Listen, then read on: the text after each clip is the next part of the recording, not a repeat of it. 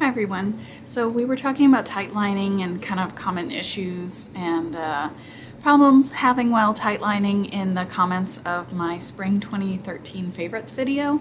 And since I do tightline really regularly, I thought I would just do a quick video kind of showing the ways that I go about it, the different products that I use for it, and ways I deal with those kind of common problems.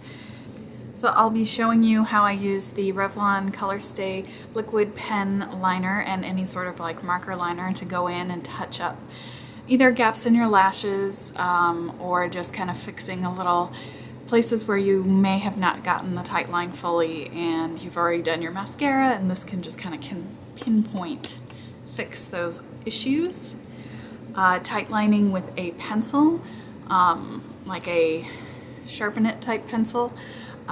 This is using the Urban Decay 24/7 pencil in 0. And tightlining with a gel liner using two different style brushes. One is more like a push liner brush where it's got a flat edge, although this is not a traditional push liner brush.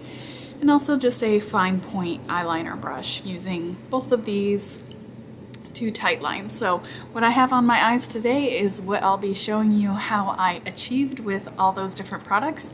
So if you are interested in that, then please keep watching.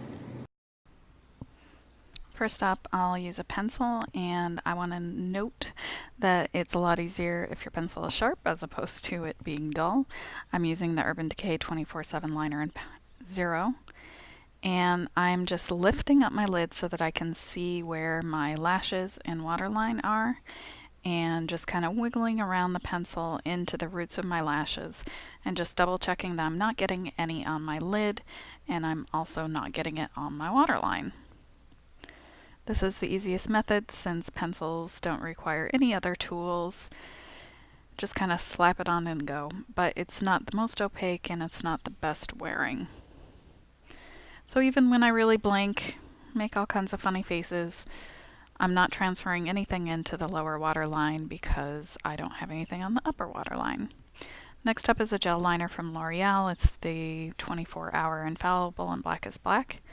I have two different brushes that I want to use. The first one is a more of a style of a push liner brush, but it's much skinnier. Traditional push liner would be much wider, and I'll also show a fine liner brush. So I'll go in first with this kind of pseudo push liner brush. Make sure all the bristles are kind of laying flat together so they give the skinny profile. And then I'm just kind of stamping it into the roots of my lashes, wiggling a little bit back and forth. This will give a very solid black line, or whatever color you're using, and it will wear really well. Compared to a pencil, it will last with that full kind of opaque line all day. And as long as we don't get any on the waterline, it's not going to transfer either. And with this style of brush, it's also easier to go in to that kind of inner corner area without getting on the waterline. So this is the method that I have shown before, and a lot of people also show as far as tightlining goes. You kind of jam your pencil up into your lid and then just run it back and forth. But here, when I blink, you'll see I'm getting a lot of transfer onto my lower waterline because I do have a fair amount of pencil on the upper waterline. So I'm just going to wipe that off and kind of touch up my concealer here as I go.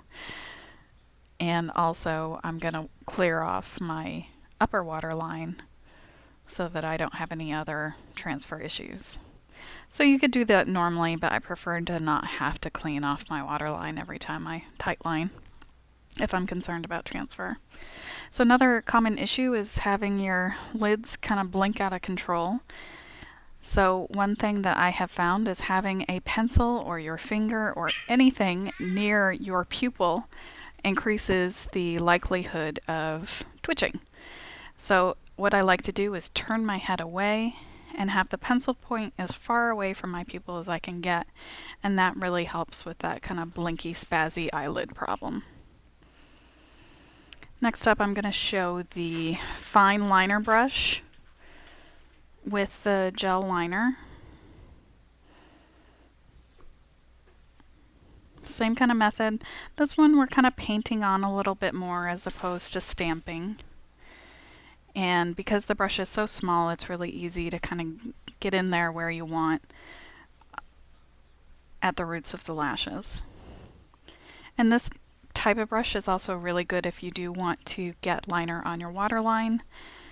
It will give you gel liner on your waterline is really the best as far as staying power goes, and I find this brush to be really useful for it. So now I'm just gonna slap on some mascara, and we'll cut most of that because heck knows that's pretty boring to watch. And I'm using the Maybelline Great Lash in dark brown. Last up is just doing kind of quick fix after mascara is applied, and I like to use the Revlon ColorStay liquid eye pen for this. It is very pigmented at the tip, so I can just kind of go in, make little teeny tiny dots in any sort of areas where I'm noticing little bare skin bits that are showing through after I've done my mascara. And this won't mess around with your lashes too much, so you know, if you're going in with a pencil, you're more likely, in my experience, to kind of knock some of the mascara off and have fallout and that kind of thing. So I really like this particular liner for going in and making these little adjustments. I also like the Physicians Formula, has a pen. It's actually a brush, but it also works really well for this. So that's it. That is my kind of summary of the different ways that I tightline, how I go about it, the products I use, and how I try to deal with those problems that we have. Please let me know if you found this helpful, if you have any additional questions, clarification, that kind of thing. I would love to hear back from you, and I hope you're having a great day, and I'll see you soon.